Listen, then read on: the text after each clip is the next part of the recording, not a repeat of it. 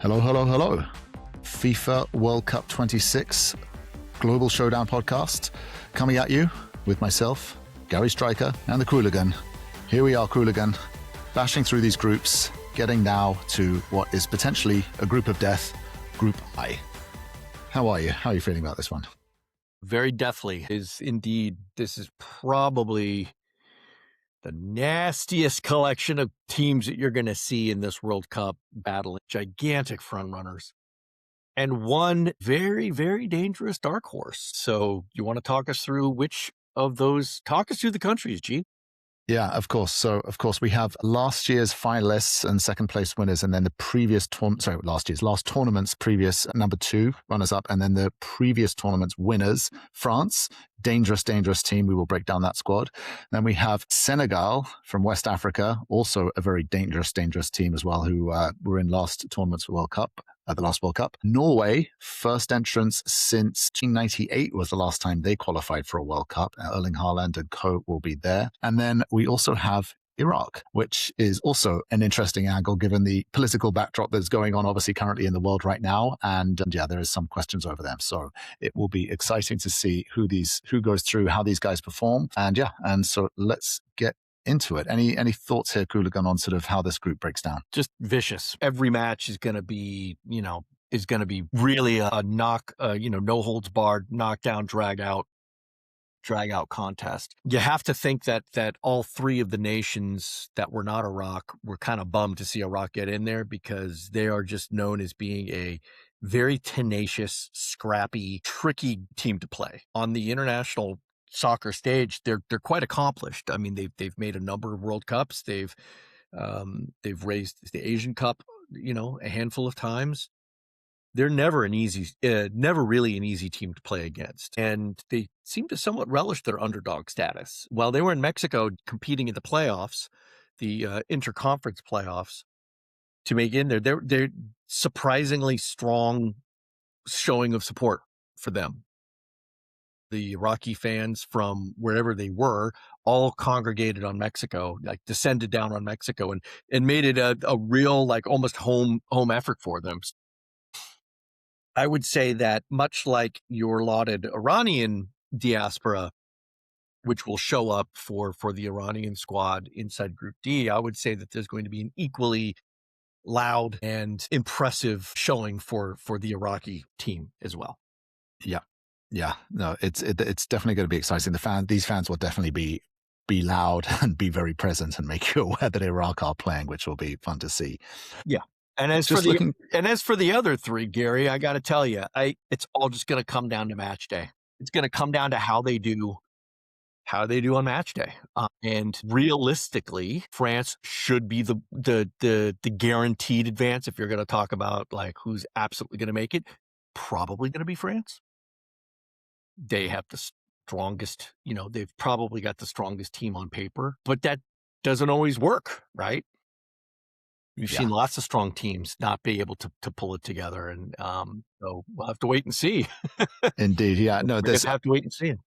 They haven't earned the sort of title moniker of golden generation, but I mean, this squad, just everywhere you look, we'll break it down and sort of go through it. It's too young. It's too young to be called a golden generation. Well, that's true. This is it's a very ripe, sort of perfectly sort of mature, sort of balanced generation, that's for sure. Okay. And then, of course, you've got Norway, who have Erling Haaland, obviously one of the world's best strikers. Obviously, he's been smashing records for sort of club, for the club records in terms of the amount of goals scored and assists. And smashing national records too, Gary. I mean, and national, yes. I mean, the guy scores obscene amounts of goals for his country, not just club, but club and country. I mean, he's the only player in FIFA history to ever score 9 goals in an international match. Well, that's a good fact. Yeah. Good fact. That's interesting. He did that. It was admittedly a youth game, but it doesn't make any difference. You still scored. That's a triple hat trick in 9 goals in 1 game. Yeah, he's an absolute beast. He really is. It'll be his first World Cup, and of course, Norway since the first one since '98, as you mentioned. So it'll be interesting to see what kind of mark. And by the way, his father was on that night. And his father was on that '98 team as well. Yeah, wow, Alfinger Haaland as well. We're talking like generational talent going in. Running deep through the Haaland line. Yeah. Yeah. And then, of course, one game as well that is going to be an absolute spectacle and a sensation is, of course, Senegal, who, again, I was at the last World Cup in Qatar. I was at one of the Senegal games, and those fans are fantastic. They are loud. They are in it. They are up for it. And interestingly, Senegal have a warm-up match at the end of May against the USA. So they're going to be coming here and playing, which will be good. And then the other interesting dynamic with Senegal is, of course, the French connection. Obviously, Senegal being a former sort of French colony as well, and obviously sort of having very strong ties. There's a lot of French players who are actually of Senegalese descent as well. So there's definitely going to be emotional connection here as well. And it's sort of, definitely going to be exciting. Yeah, and let's not forget that Senegal, they didn't lose a qualifying match coming in. It took them a while to secure their spot because they were in the same group as Democratic Republic of Congo. Yes. And they just pipped Congo in the last game of qualifying in order to make it in there. So it really came down to the wire for them. But that doesn't mean that they underperformed. I mean, they had 7 wins and 3 draws. That's generally a pretty strong qualifying campaign, to have no losses. They just had tough competition. Of course. I would expect that probably to be the marquee matchup. Certainly the one with the most potential fireworks.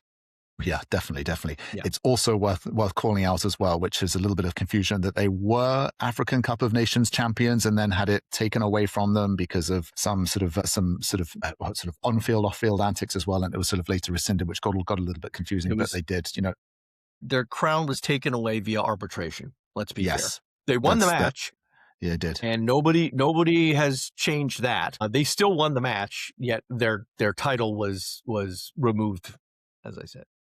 Yeah, got litigated away. Yeah, dangerous team. But anyway, sort of potentially if one, I'm sure they would like to call themselves African champions. They're definitely sort of, worthy champions for sure and up there. They're not going to be a pushover. They are barred legally from stating that, but they can legally state that they won the match. They can legally state, yeah. Thankfully, we are not barred from saying that. But so yes. Okay, let's break down some of the players to look out for. Let's start with the Iraqis. Admittedly, not hugely familiar with a lot of these players, just looking through them. I don't think many of them play to a particularly high level. That's because you don't do your research, B. Well, that's maybe you are a little bit more well-researched than I am. So there are 3 players to keep an eye on the Iraqi side. They're all of whom, no, that's actually not true. 2 of whom were born outside of Iraq, but do play for Iraq. So there's a guy named Zidane Iqbal who plays for Utrecht in the Netherlands.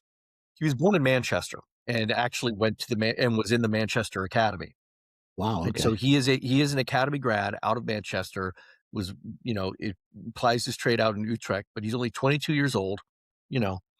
Could have a great play. Here's an interesting twist: the player Marco Fargi, who plays for Venezia in I believe Serie B in the Serie B, was actually born and raised in Norway. And so he grew up playing with all of these Norwegian players in their developments. So he's kind of having that when they go up against each other, they'll be very familiar and he'll be able to insult them in their own language. So well done, lad. And then last, there's a guy who plays for Luton Town. His name's Ali Al-Hamadi. He's a Scouser. So he was raised in Liverpool. And he's a little past his prime. He's been with Luton. He's 24. He had some really good seasons back in 22, 23 and early 24, but he just quite hasn't lived up to that since then. But all 3 of those are young, energetic, play abroad, and will probably be fairly prominent on this side. So so you're saying there's a situation, if we were to get Zidane Iqbal and Ali Al-Hamadi on the pod instead of speaking with us, they would obviously have thick Scouse and Mancunian accents, and do you think they speak Iraqi with those accents as well, which would be an interesting well, there is no language called Iraqi, it's called Arabic, but yes, Arabic. They would. I highly doubt that their Arabic is tinged with Scouse. Mm-hmm. I'm sure that they were raised in and speak right proper Arabic, albeit with an Iraqi accent. So that would be an interesting one. Okay, so that's the Iraq breakdown. Let's go to Norway. And of course, we've mentioned Erling Haaland and obviously sort of the generational connection there as well. Any other players that jump out at you here that could be sort of potential sort of, highlights, how you targeted for future transfers? Listen, they're all there's good talent inside the Norwegian team ready to get plucked out. Oscar Bob, we all know about him, right? He's probably the other one that will shine out. Sorloth from Atletico Madrid, although he's an ancient guy, he's an old fuck at 30 years old. Interestingly, Norway's not an old team. Yeah. They only have two players. They only have two players who are 30 or above, at least from their last round of friendlies. They might take another one for some more experience, but they don't feel they need to rely on old and wiliness. They've got enough folks on their team in their mid to late 20s who are seasoned enough, who are grounded enough to be able to do the business. Anyone looking else? forward. I don't know. Like Sheldrup from Benfica's all good. Antonio Nusa from Leipzig. What about Jens Petter Haug, the Bodo Glimt striker as well? That really charming guy. Do you remember he kept scoring all those goals when Bodo went on that wonderful run in the Champions League as well? I mean, he's 26, but it will be interesting to see. Yeah, well, I mean, old by Norway standards relatively, right? I mean, Haaland at 25, yeah. But it'd be interesting to see how he and Haaland link up, obviously, in this World Cup and whether they can score some goals, because he was a real... There are 3 Bodo Glimt players on the Norwegian national team, right? So it's not just him. It's Bjørken, the left back, as well as Berg, Patrick Berg, who's a center back. So I think all the Norwegian players seem to be in good space with each other, right? There were Norwegian players that did not get called up in the last friendly, right? The guy who left City, Højbjerg. Yeah. Yeah. So that's Manchester United one, right? Right. Rasmus Højlund. Is that Højlund, right? Rasmus Højlund? Excuse me. Yeah. That's when in doubt in Norway, you always put a berg or a land against it and you're going to be probably okay. But yeah, Højlund. He wouldn't get called up. I'm sure he will. So he'll switch it up a bit. And then you've got, then you got Jørgen Strand Larsen, the striker for Crystal Palace, who could be doing a pretty good job. I think it doesn't matter. They're all going to be there. They're all going to be dangerous. They're all going to be, tight, efficient. And when the time comes, they're all hoping that Haaland is going to be completely ruthless, because that's really what it's going to come down to for them. Is they're either going to use him as a big distraction or just a big target, and probably both. Yeah, just checking out. What's interesting as well is the sequencing of the games that Norway have. If you look, their first game is against Iraq. So you'd think, okay, they could go into that and they should probably get a result and get 3 points there. And as we said, we think, well, it's different with a group of death. You actually probably might need more than 4 points to actually get through. Probably 5 should do the business. 6 should definitely. I'd say that 6 is required. 6. Otherwise, you're going to be reliant on goal difference and other results. Yeah. So what that means is that the Iraq games become important for every country. You got to because really beat them, they expect that to be a 3-pointer, but they also expect to pad their goal difference. Yeah, and so you want to. And there you go, right? And so whomever has a bad day against Iraq has the unfortunate chance of not making it through. Yeah, and then so you're right. And so if Iraq do sort of play spoiler alert and sort of play Parsi ruiners here as it were, and then Norway Senegal will be a really good game, and of course Norway France. So all of these they're all games good games. There's nothing in this group. There is no gimme in this group. Yeah, every game is a final, really. Absolutely. Okay, and then let's look through to Senegal and sort of breaking them down. So France, Senegal is their opening game as well. So that's that's going to be absolute fireworks. I believe they're playing in New Jersey at the MetLife Stadium as well. So they'll be playing where the final is going to be. Yeah, they're going to give that one a big. They're giving that one a big stadium. Absolutely. Yes. That's going to be absolute box office as well. So in terms of like the Senegalese players, if you're unfamiliar with them, I mean, in terms of up front, I think the most famous one would probably be Sadio Mane, who's now playing in Saudi. I believe he's there. Yeah. So he'll be obviously sort of a big part of that team. Big leader. He's Ronaldo's teammate. That's right, yes. And then they have Nicholas Jackson, who's currently scoring goals and scored for Bayern Munich. And I believe he scored this weekend and won them the Bundesliga, I believe. So, so Nicholas Jackson got them the winning goal for that game. So he's typically owned by Chelsea. There's one of your Palace, Ismail Sarr as well. He's obviously a dangerous striker as well. Absolutely. Yeah, he's good. And was very critical in their qualifying campaign. So as much as we missed him in AFCON, Palace, was also really good there too. Yeah, he was very good.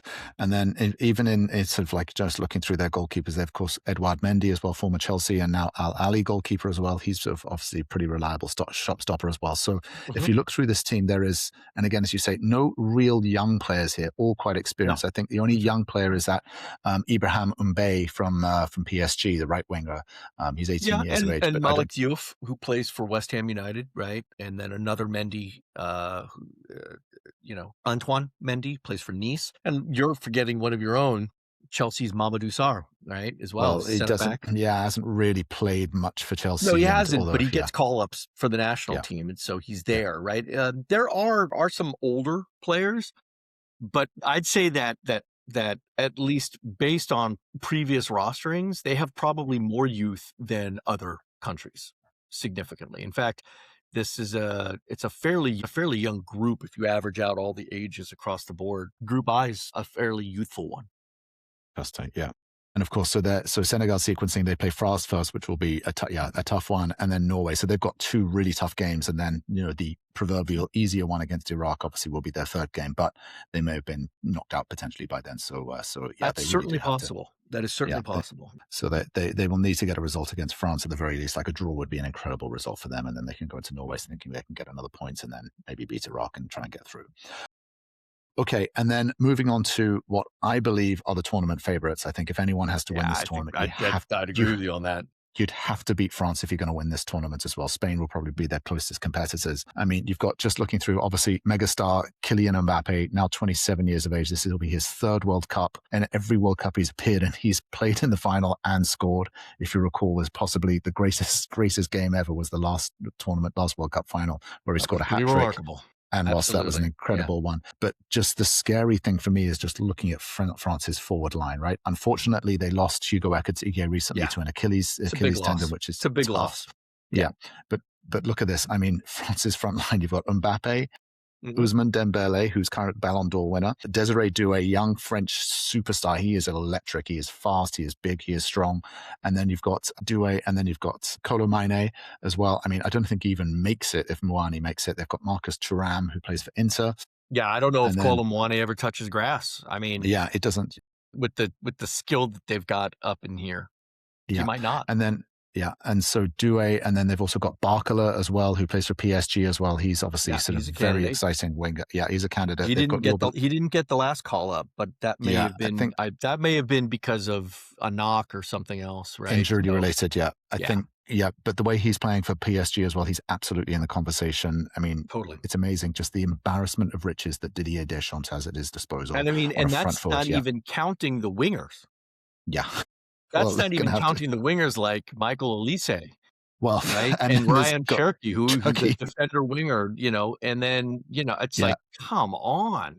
yeah. It's just It's not even fair. It's scary. It's really scary. And the form that Olise is in at the moment, I mean, the way he's been scoring those goals for Bayern is I expect incredible. Olise. I would not be He shocked starts. if Olise is one of the players of the tournament. He He's has that potential, and more to the point, he also has such incredible support. Like he has targets. It's not like he's a one-trick pony where he's the guy carrying all the weight on his shoulders. He's yeah, not, and that allows him to play with so much freedom. Right? You see that in Bayern Munich.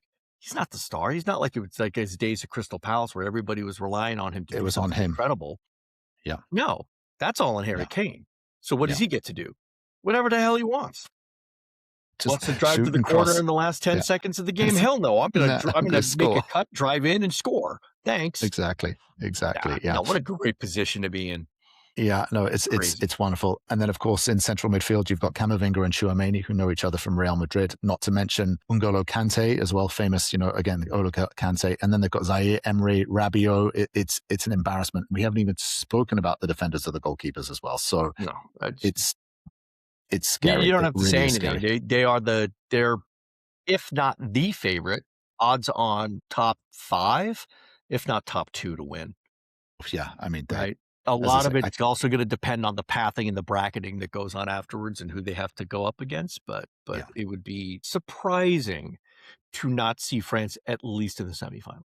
I think if they don't go to semis, it's an absolute failure. And just to remember, this is Didier Deschamps has come out and said, this is my last World Cup, my last tournament. He's And I won think it he all means already. it this time, because I think he's also said that like 4 or 5 times before, but I think he might actually mean it this time. Said that, and they won back, and he's won the Euros. Remember, they got to the final of the Euros and then lost it, and then he got to the finals of the Euros and won it, got to the World Cup. So he's got to every, I think, last 4 major tournaments that France have competed in, they've got to the final. So, and then there's rumored that Deschamps, once he steps down, Zidane is going to come in and take his place as well. So it's, tough. Champagne problems. Real champagne problems. Anyway, but France, definitely they are going to be exciting. Would love to go to one of those French games as well and try and see Mbappe and Co, because they are ruthlessly exciting. Wonderful. Well, Hooligan, that brings us up, wrapping up Group I. Of course, as always, like, follow, subscribe, and we will see you for the next episode on Group J. Peace.